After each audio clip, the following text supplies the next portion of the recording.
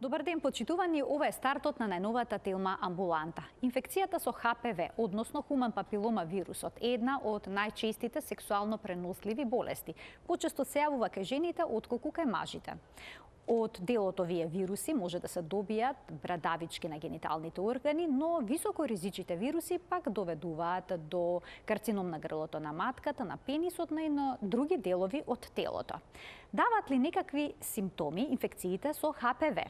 Дали позитивен наод со високоризичен ХПВ значи дека со сигурност ќе добиеме карцином? Штитат ли 100% од овие вируси вакцините против ХПВ? Сите овие дилеми денеска ќе ни ги разреши професор доктор Горан Димитров, гинеколог акушер, председател на Македонското лекарско друштво и председател на Македонското здружение за цервикална патологија и колпоскопија. Ќе погледнете блок реклами, а веднаш потоа следува разговорот во студиото на Телма.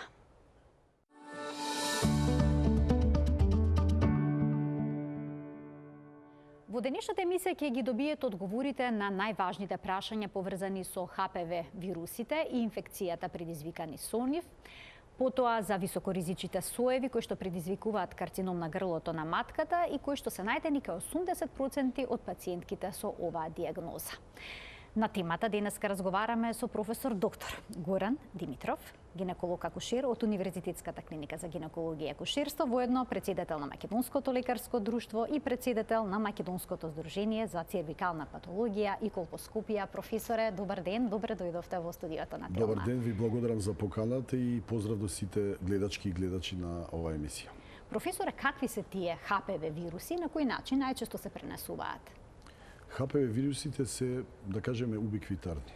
Зошто се убиквитарни? Тоа е најчестата сексуално пренослива инфекција и процената на Центарот за следење на болести или CDC во Америка дека 60 до 80% од сите сексуални активни луѓе, значи мажи и жени, ќе бидат заразени од оваа болест во текот на нивниот живот.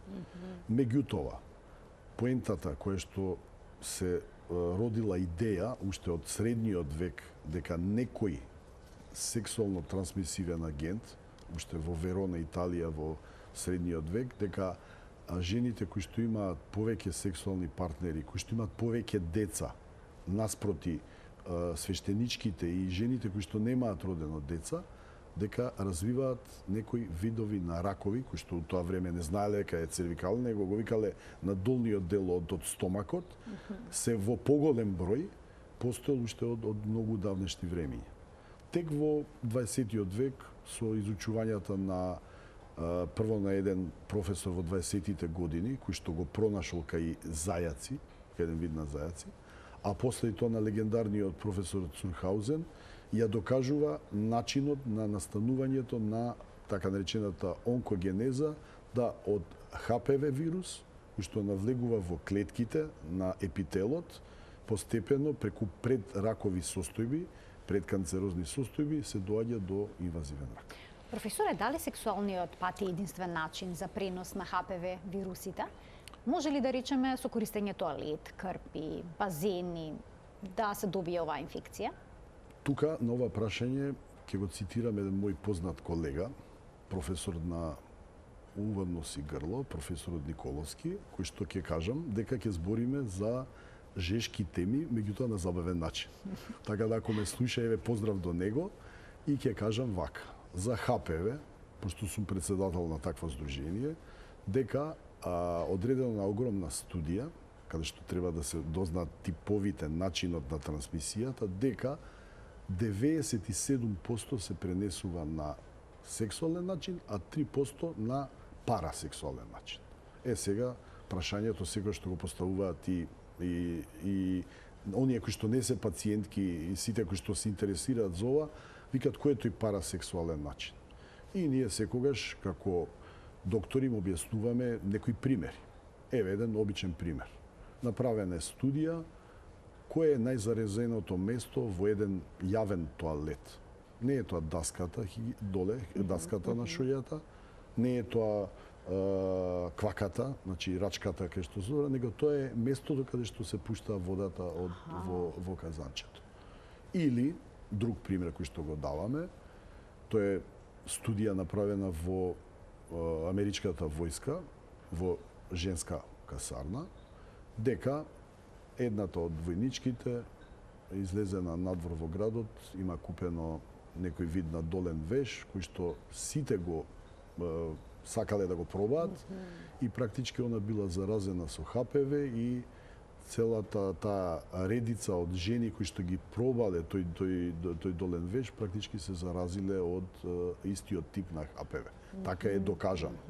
Или докажано е меѓу две сестри кои што го менуваат долниот веш, а не е испран и сето тоа. Тоа е некој вид на парасексуален начин. Професоре, е докажано ли зошто жените пак почесто заболуваат од ХПВ во споредба со мажите, односно почесто се заразуваат? Кога зборуваме за тоа, сегогаш мораме да кажеме на едноставен начин. Зошто? Затоа што вагината е практички отвор кој што завршува доле со грлото на матката. Тој е тешко одржлив за надворешни влијанија, значи агенции. Да, ние ставаме, докторите, препишуваме вагиналети и сето тоа. Меѓутоа, за контра од тоа, машкиот полов орган е поподложен на агенции. И науката тоа го објаснила. Зошто? Исчистувањето од заразена жена која што има ХПВ, 92% се за некаде 18 до 24 месеци. За разлика од заразено машко, кој што инфекцијата може до 98% да се исчисти за 45 до 60 дена. И сега имаме и таква паралела во студиите кои каде е чест карциномот на пенис. Во места каде што во држави каде што нема вода за одржување на хигиената.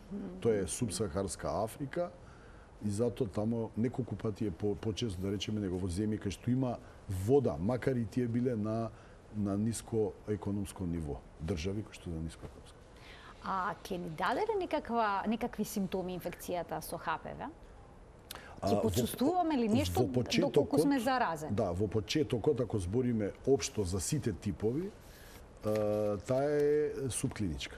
Значи, Што тоа значи? Нема тоа значи дека може да се детектира со тестовите, дека ја има таа жена или маж, така, а меѓутоа таа нема никакви клинички знаци. Нема лезија, нема флуоресценција, нешто да расте, нема ништо. Меѓутоа, најчесто од она што го гледаме, знак е уствари се гениталните брадавици. Тие се исто така сексуални. Затоа ги викаме венереални, значи љубовни брадавички ги викаат. Уште од времето познати уште од времето на Хипократ. И тие се јавуваат многу брзо после однос меѓу заразен и незаразен партнери, се може да се видат, а оние други знаци кои што се на вагината или на цервиксот може да се видат меѓутоа на колпоскопија. Колпоскопија? Да, на зголемување. Тоа е апарат кој што зголемува и може да се видат промените со не само нативно го викаме тоа, без ништо, него треба и да се стават боења. Обојување треба да има и претпоставувам треба и докторот кој што го прави прегледот има искусно око. Тачно, за да треба вежба препознае. тоа, зато имаме колпоскопски школи за кои што се учи додатно, се вежбаат, практички тоа е препознавање на некои повеќе од 25 абнормални слики. Значи, лези кои што треба да ги знаеме, да ги препознаеме, а некои 3 до 4 нормални слики. Но агресивните ХПВ типови на вирус не секогаш предизвикуваат лези. Така. Од што зависи дали кај некој ќе се развие проблем или пак телото само од себе ќе се избори со овој вирус? Јас пак би го објаснил тоа на еден многу убав начин, тоа е со примери. Како? Значи, за да кој е заразена, збориме за жени, заразена жена со ХПВ и тоа високоризичен онкоген тип, развие предракова и рак, потребни се кофактори. Најглавниот кофактор, се тоа не е плашење, и ќе го објаснам зашто, е тутунот, никотинот и котининот. Како доаѓа? Сите прашуваат што има врска тоа, докторе, со пушење цигари. Кога пушиме, легува во Бели бели дробови дробови, а нема очекуваме. врска доле со грлото на матката. Механизмот кој е? Механизмот е дека тоа иде во крвта, крвта доле иде се секретира, тоа е кај жената е така, дека екскрецијата на котининот и никотинот иде преку цервикалниот секрет. Ако имаме котинин и никотин во цервикалниот секрет, таа материја го уништува локалната бариера против ХПВ-то. Зато е докажано дека 10 цигари испушени на ден има толку релативен ризик. 20 има толку релативен ризик. 40 цигари се огромен ризик. И можам да ви кажам дека ретки се оние кои што не пушат, веројатно има друг кофактор, а ќе кажам кои се другите кофактори, а да немаат на високо ризичен цин или можда и повисоко инвазивен рак. Уште една причина зашто треба да се зашто треба се остават пушти. цигарите. Сите кога ме прашуваат, за жал не можам да го најдам, имам фотокопија од 1997 година на New York Times. Тој е на западниот свет, најпечатен, во најголем број на копии печатен медиум што излегува во западниот свет. New York Times беше така, сега имаме онлайн издања, на кои што на насловната страна пишува дека пушењето може да помогне на станување на цервикален карцином, на рак. Вие се го објаснивте механизмот. Кој е? Споменавте дека има и други кофактори кои што доведуваат до големен ризик. Да, и тоа до ќе ви дадам ризик. пример, еве како е примерот, значи пад на имунитет, незимање на одредени материи кои што го подигнуваат особено локалниот имунитет, општиот имунитет. Еве ви пример. Има две жени. Едната жена има тип 16 најопасен, меѓутоа не пуши, не пие, редовно трча, ние викаме трча и за време на дожд кога паѓа, значи одржува физичка кондиција. спремност. Таа го има тип 16 и е позитивна 4 до 5 години, нема никаква промена, дури докажано со биопсија. А за разлика од тоа имаме еден случај, тоа е значи случај кој што се случува и дека жена која што во 1 октомври е регистрирана дека има тип 16, 2-3 месеца после тоа починува незиниот сопруг. И она губи во тежина, шок, стрес, не се храни, почнува да слабе. Веќе за 7 до 8 месеци она има цин 3. Значи, трет степен на предракова промена. Значи, имаме голем влијание. Друго влијание имаме младо девојче кој што на незини 20-22 години се заразува од тип исто 16 и на некоја екскурзија заболува од бронхопневмонија, тешка. Лежи во болница 2 до 3 недели ја лечат бронхопневмонијата и за некој си година дена кај незе тоа прераснува во цинтри. Споминавте дека има високоризични соеви, кои се тие? 16, 18 и бројни други, ние вака ги класифицираме сега во моментот 16-18, други високоризични, меѓу кои што се 31, 45, да не ги набројувам кои, и нискоризични. Зошто така ги групирале? Заради тоа што има една многу убава табела, може да сакав и да донесам да ја прикажете, каде што има број на луѓе. И вака пишува. Секоја четврта жена што е заразена со 16 ќе развие преканцероза или можда рак. Секоја девета жена што ќе биде заразена од тип 18 ќе развие преканцероза или рак, а секоја 18-та жена што е заразена од овие другиве високоризични, кои што ги има на број некаде се околу 18, се на се, значи заедно со овие, може да развие преканцероза или рак. Значи 16 и 18 се всушност тие кои што создаваат најголем и за цервикален карцином се негде 72% од цервикалниот карцином, од ракот на грлото на матката го предизвикуваат овие два типа.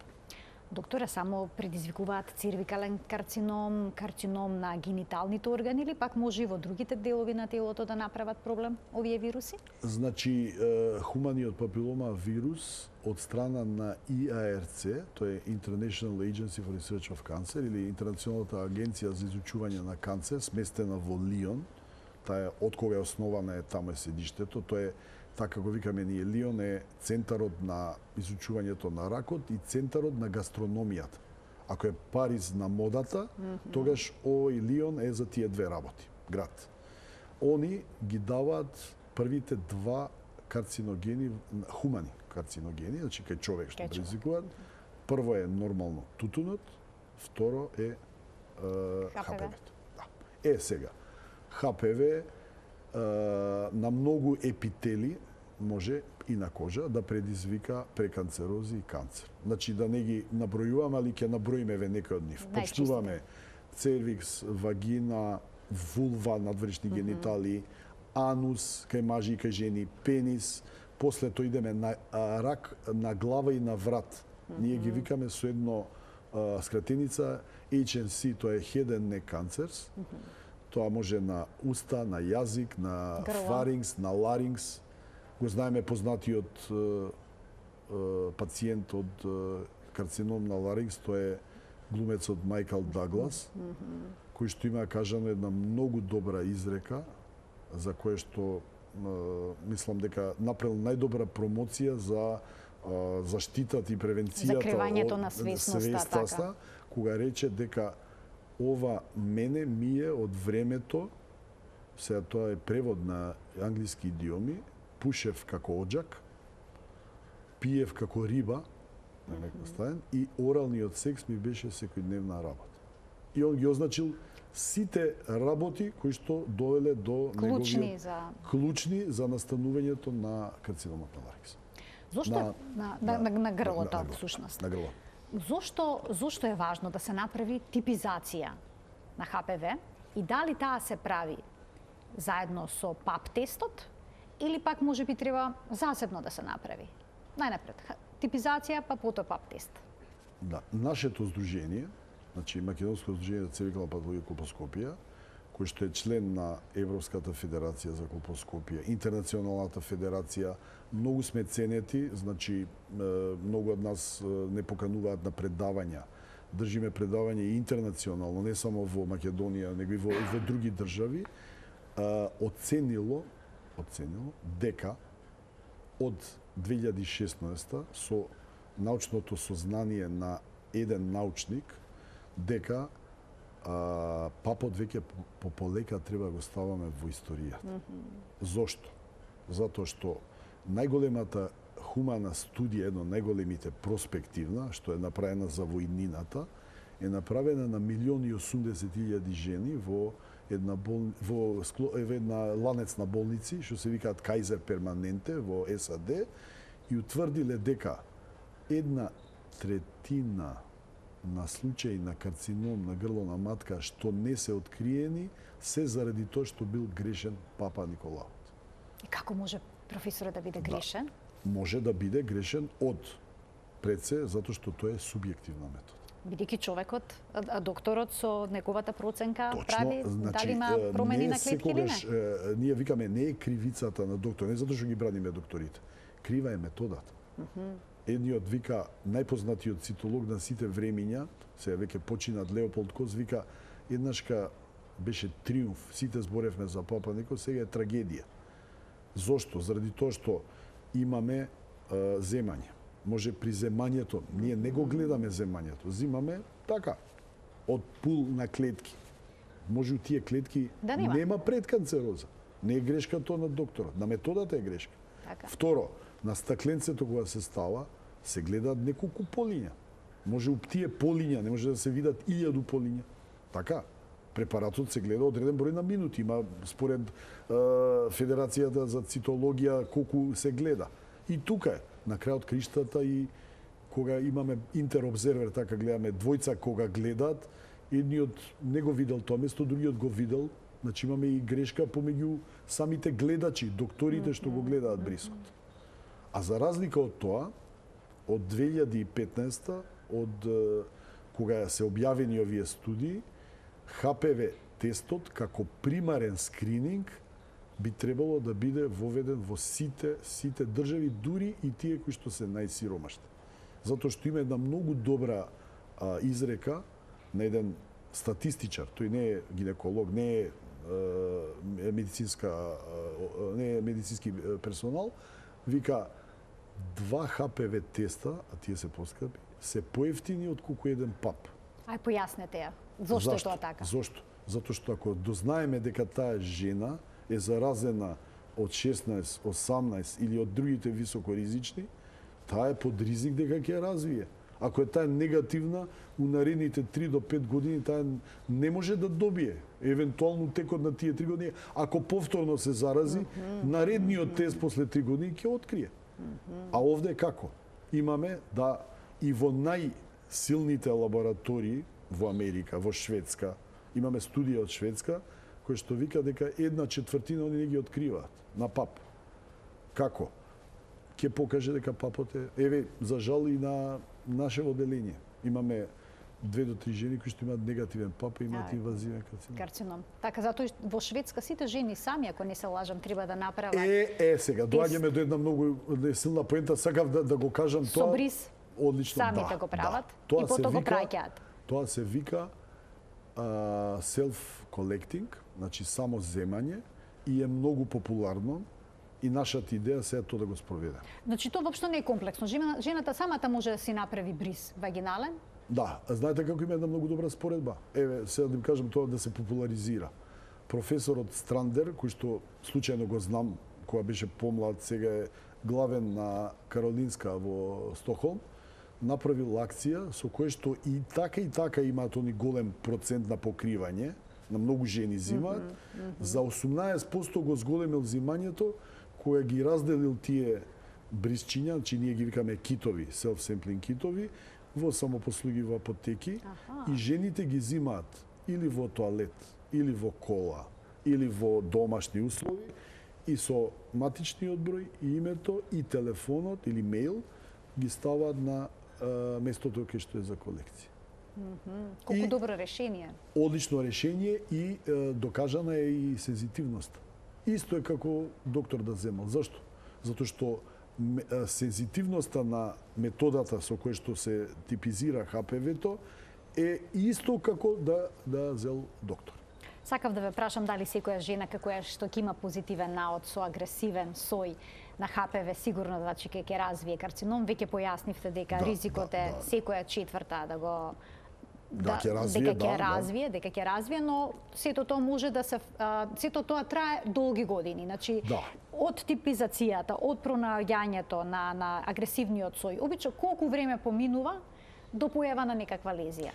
Имаме една теорија. Теоријата е многу почесто во последно време се среќава тоа, веројатно заради поголемата изложеност на стрес, заради технолошкиот развој. На времето теоријата на Ленгли и соработници било дека било многу време, 10 до 11 години. Меѓутоа, последно време ме ја менува теоријата, викаат дека од иницијалната инфекција, значи едно девојче кое што знаеме дека немало односи пред тоа, има однос, се заразува од ХПВ, може и да 3 до 6 години. Ама тој простор е добар, зашто? Затоа што ако ние дознаеме дека она е заразена, ако направиме колпоскопија, тука доаѓа колпоскопијата, и ако направиме биопсија и утврдиме дека она веќе има преканцероза, тие познатите кај жените што ги викаат цин 1, цин 2 или цин 3, ние ги третираме. Значи, или ги сечеме, ексцизија, со омча, тоа е лец, така се вика, или ги гориме со CO2 ласер, или со обичен скалпер правиме така наречена ладна конизација, cold knife conization. Конизација со нож, со скалпер. Но не постои антивирусен лек кој што би можел да ги излекува овие вируси? Не, само роборантна терапија. Меѓутоа, затоа постои вакцината. Ќе проговориме детално за вакцината, цел сегментот емисијата ќе посветиме на тоа, но претходно сакам да прашам кога да се направи првата ХПВ типизација или првиот ПАП тест, на која возраст, со оглед на тоа што се порано и девојчињата и момчињата стапуваат во сексуални односи. Значи, препораки има од различити национални здруженја, имаме и од ИФЦПЦ, тоа е интернационалната, и ДФЦ, некаде препорачуваат, тоа све зависи од колку има пари државата. Некаде препорачуваат тоа да биде некаде од 30 години. Зашто? Затоа што од 18 до 30 има многу мал број на случаеви на рак. Иако границата се снижува. Меѓутоа, најдобро би било некаде според американските здруженија некаде од 21 година или некаде на 2 години од почетокот на сексуалните односи. Тука мораме да го знаеме тоа дека некои почнуваат на пониски години со сексуални односи. До кога треба да се прави? Возрастни жени кои што имаат постојано еден партнер? Исто зависи од парите, меѓутоа препораките се да имаме 21-65, 21-55, некаде имаме 25-55, така да најдобро би било да биде до заклучно до 65-та година. И покрет. А што е со оние жени што немаат сексуални односи, да речеме, по одредена возраст? Кај нив е потребно да се прават? Едниот направен ХПВ тест, така, дава според новија прави 3 години сигурност дека нема да развијат преканцероза или рак.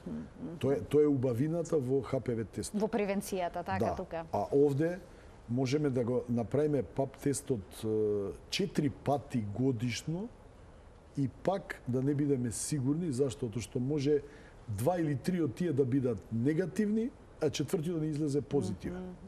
Да биде испуштено, всушност. Да. Затоа некаде се рачуна дека грешката на ПАП тестот дури иде до 35-40%. Тоа е навистина сериозен процент. Тоа е таа третина која што кажуваат Кајзер Перманенте у студијата.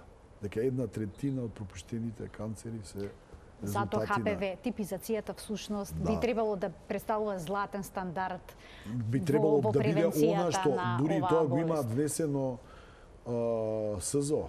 СЗО внесува дека мора земјите пополека да преидат на ХПВ тест и рачуна дека до 2030 година и за Европа тоа важи и да бидат повеќе од 70% вакцинирани и да бидат скринирани со ХПВ тест и да бидат третирани, затоа што у тој период, ако најдеме некој предракова состојба, морат тие да имаат системот да има места каде што ќе бидат третирани. Преминуваме на вакцината. Дали таа 100% штити од агресивните соеви на ХПВ што ги наброевте? Значи, ефикасноста е близко до 100%. Во биологија немаме ништо 100%. Меѓутоа, има една многу интересна студија во која што научникот кој што пишува бара од општата популација да најде предизвикан рак или предракова состојба од тип од кој што таа особа била вакцинирана. За сега таков пробиен случај нема најден. Меѓутоа, што се случува? Се случува да, еве у мојава пракса, не сум видел да некои од вакцинираните девојчиња имаат цин или да не кажам рак, од типот против кој биле вакцинирани. Меѓутоа, тука остануваат уште некои 30%.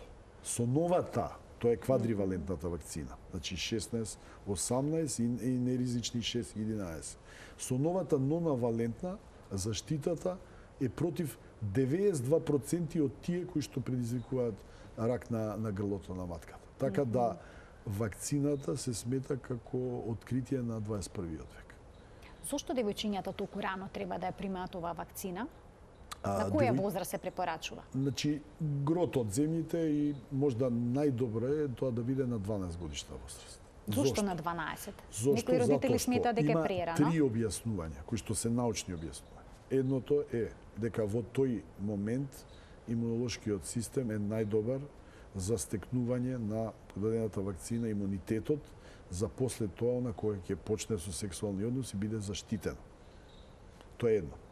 Второ, што е факт, се поголемата, по-ниската коитарха за почнување на сексуални односи.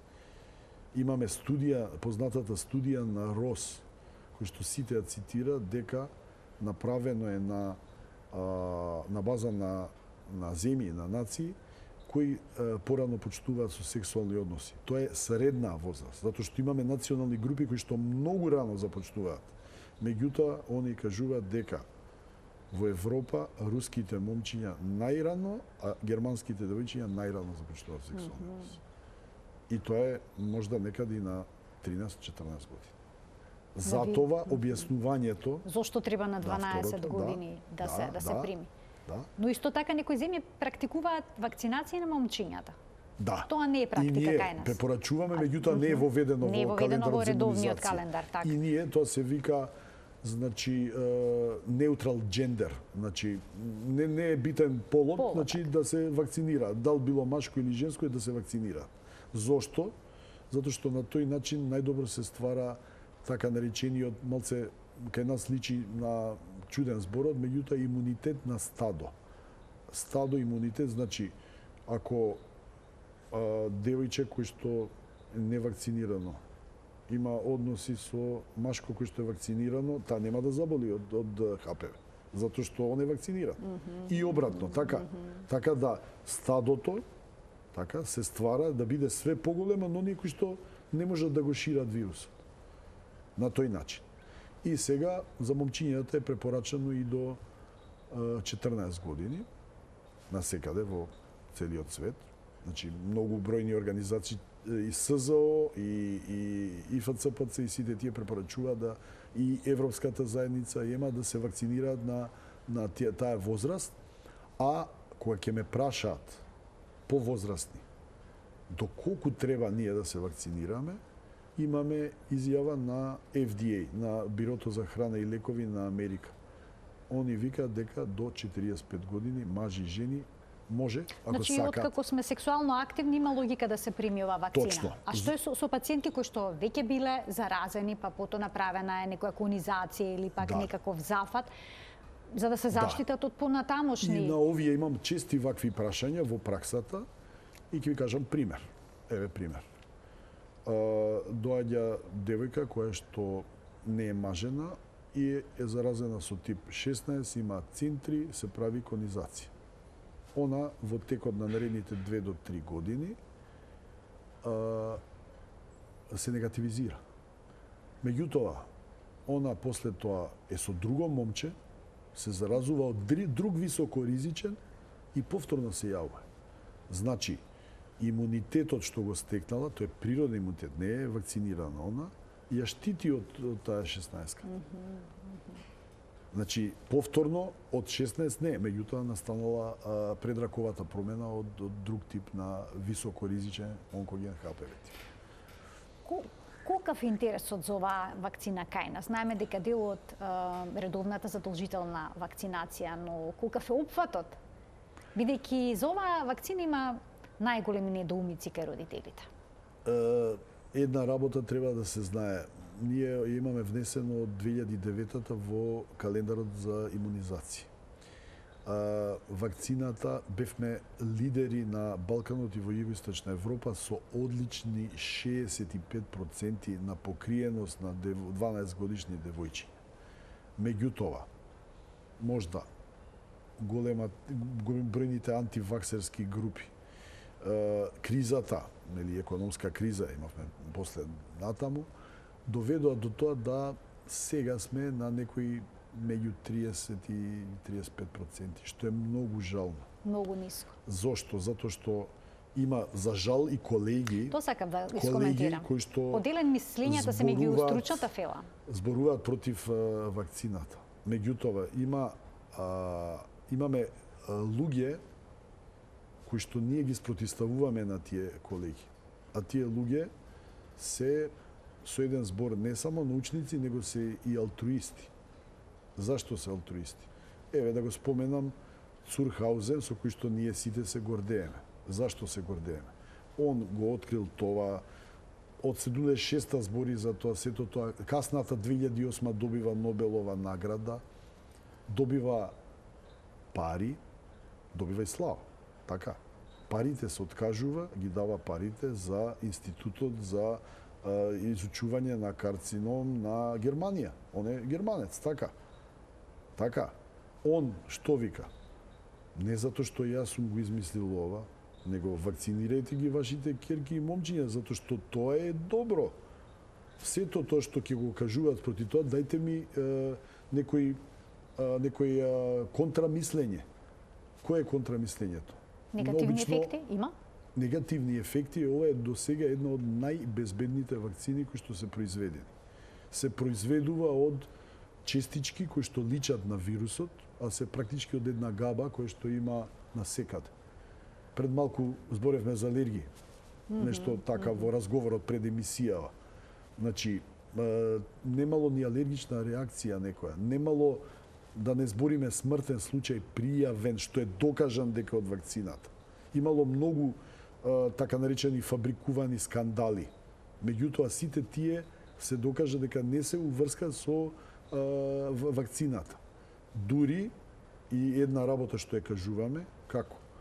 Кога ја прашуваат една исто така позната дама, има како што има титула сер, има и дама во Велика Британија, професорката се вика Маргарет Стенли, и почнуваат да ја прашуваат за исто ово и викаат дали е безбедна вакцината. Некам да зборам, ја ги вакцинирав моите внуки. Зашто шо да ви зборам сега? Не можам да се мачам. Тоа е Оне научник и се до тоа вика не можам да зборам. Ја ги вакцинирав. Дали би ги вакцинирале вие вашите внуки да е небезбедна вакцината? А од друга страна, како го објаснуваме ризикот? Пеницилин се уште се дава во Соединетите Американски држави и други земји, така? На 1 милион дози умираат 4 од алергиска реакција. А овде нема докажано на повеќе од, сега не ги знам точно колку е апдейтот до 2022, на повеќе од 250-300 милиони дози на вакцините дадени, нема ни еден регистриран случај. Да, има скандали. Кој е скандалот? Обично скандалите се прават или за финансиска заработка, или антиваксерските групи од различити причини, да кажеме политички и религиозни и сето тоа, ги прават тие работи за да ја дискредитираат моќта на ХПВ вакцина.